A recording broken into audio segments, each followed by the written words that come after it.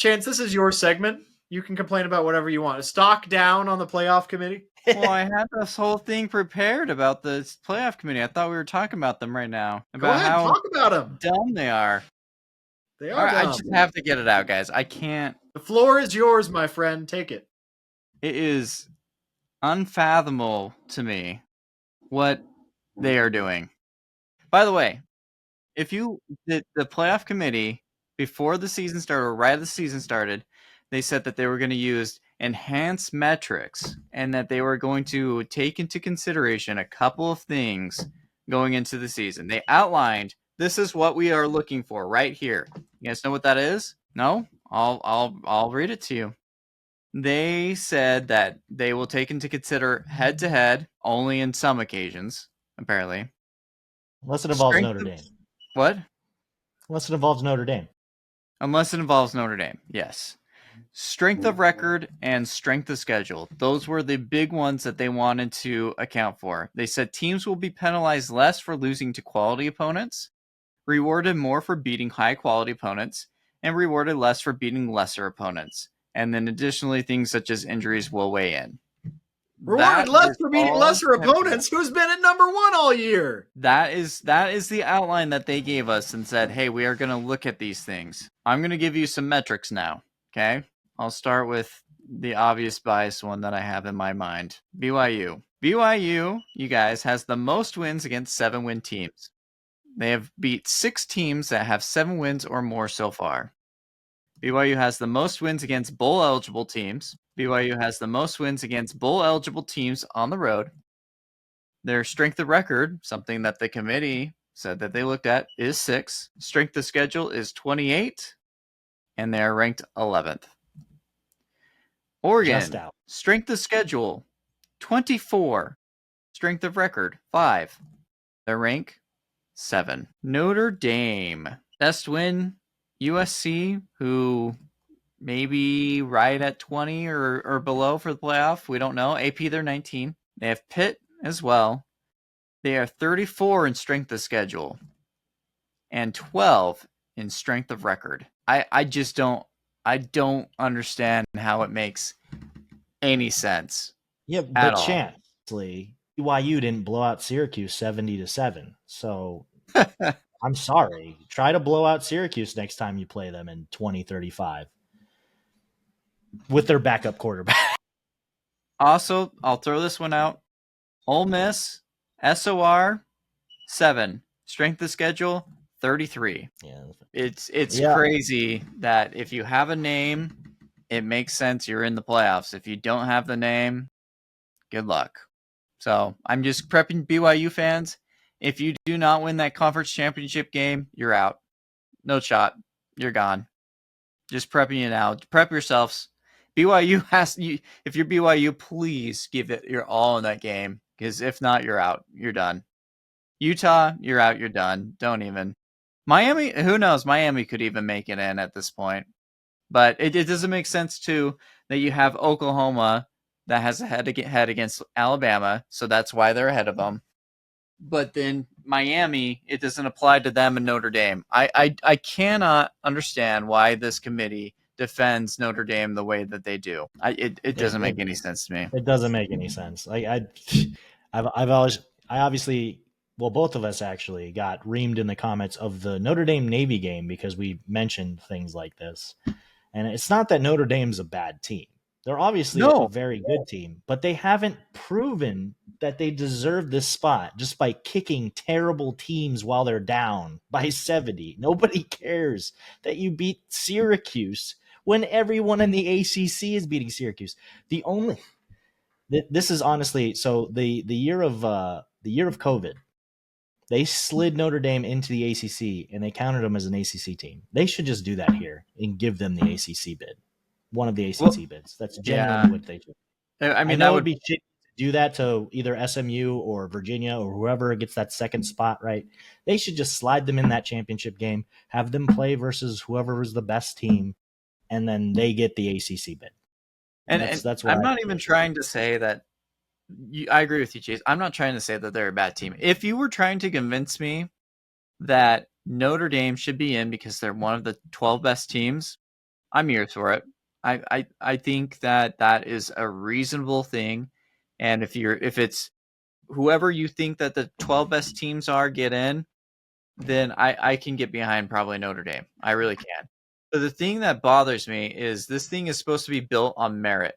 What you did during the season, did somebody perform better than you, even if they aren't the better team? Did they perform better than you? And do they deserve to get in? And the answer is yes. Other teams have done better than Notre Dame. They didn't lose those 2 games, one of which was at home. And so you shouldn't be in. With the rest of your schedule, that was cupcake. The committee already said they don't value lesser team wins. They value these other metrics, and none of that says that Notre Dame should be in. So I don't get it. But if I wish the playoff committee would just say, "Hey, we're just going to pick the 12, what we think is the 12 best teams," I would be more okay with that. But because the 12 they most specifically historically said, well this known is the outline, I don't get it. With that too, like it disincentivizes playing against Notre Dame as a Power 4 team. Like, look, Miami beat them, and they're not getting any benefit of the doubt here. Like, it didn't help them. They're not getting in either way. Is basically how the committee's looking at it right now. Is Miami's not making it with the same record as Notre Dame and a head-to-head win. They'd rather put Notre Dame in. So Notre Dame can schedule those games and lose them and get away with it. But Miami schedules it, wins, and they don't get any benefit. So as a Power 4 team, why would you want to schedule a game against Notre Dame? Because you know that even if you do win that game, it doesn't matter. It hurt Texas A&M a year ago too. Like, they weren't going to make it anyway, but they were out earlier because they lost to Notre Dame. There's like no point in playing against them. Yeah, I mean, I wish the committee would have just been honest and said, "Hey, preseason rankings matter. Hey, your name matters. Hey, these bogus 5 stars that we changed to 4 stars if you're not in one of those teams, those matter." I wish they would just say that, because that's the honest truth. It's not about if you win football games. It's about, hey, are you Notre Dame and you win football games and you have all. They basically lied. They basically lied. But truly, I think they play 5 or 6 ACC games. That's usually about what they do. Yeah, they played, I think, 5 or 6 ACC games. They should just go to the ACC championship. They've played enough to be considered for it, and just play against the other bid, and then whoever gets that gets the bid. That's what it should be. So one reason why I'm bringing this up right now, I don't know if you guys saw it today. December 1st was the deadline for the playoff, not the playoff committee, but the playoff format committee to decide what the format's going to be. It was due December 1st. They delayed it. So it got delayed to like January 23rd. You guys know why they delay it like that? They're going to try to expand it again? Because they want people to be pissed off. They want people to be pissed off that their teams didn't get in, so they can be like, "Oh, we need to add more teams." Yes, but I think they're also trying, besides December 1st, if you extend it to the 23rd, you get to see the results of the playoffs. So if you are the Big 12, if you're the ACC, if you're the Group of 5, you better hope that your teams win, because if they get massacred, it's over. They're going to look at that at the end of the season, and changes are going to be made, and you're never going to make it in. Or if you make it in, your lower seeds are going to get all the Big 12. We might as well just be a super conference at that point, 2 super conferences. But you've got one last chance if you're there. You got to get some upsets. And I'm bringing this out to the voice of the people. Just raise your voices. Be insane maniacs. Do not let college football collapse.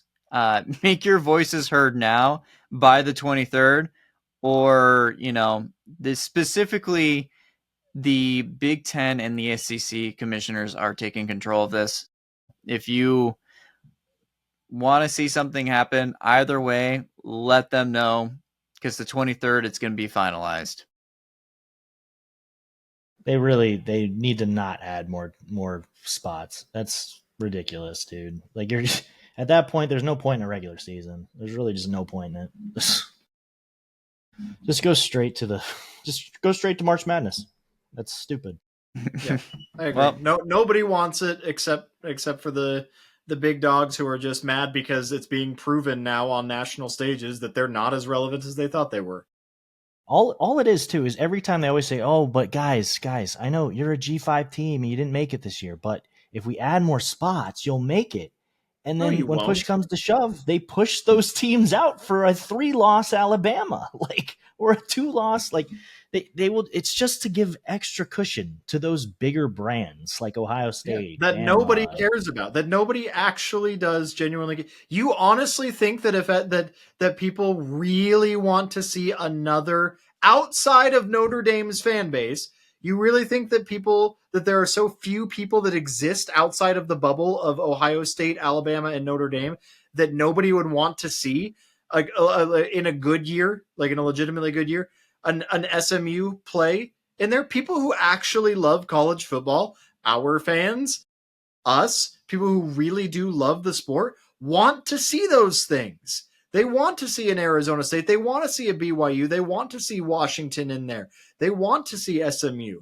They want to see these other teams get in there because that's what's good for the sport, is to get new blood.